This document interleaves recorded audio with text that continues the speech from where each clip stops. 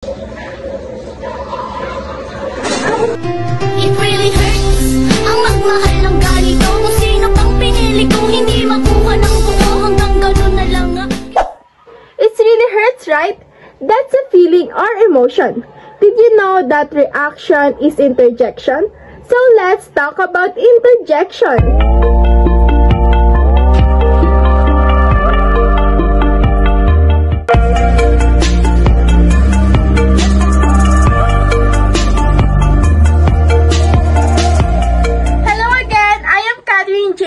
From grade 11, UMS 2, Section Jan. Thank you for joining me today!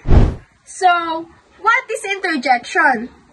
Interjection is a word that shows spontaneous feeling or emotion of a person. Wow!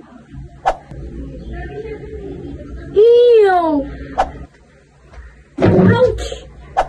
That expressing a spontaneous feeling of a person at interjection.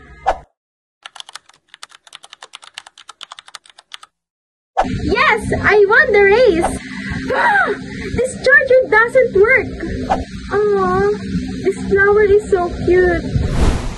Here is important points related to interjection that you must know. Interjection are not grammatically connected to the rest of the sentence. For example, yuck, it tastes awful. Here, yuck is expression while eating a bad food, but yuck is not connected to any part of the sentence. If I will remove the word yuck, the sentence that taste is awful is grammatically correct. The yuck here is just a feeling of a person that makes the sentence more expressive.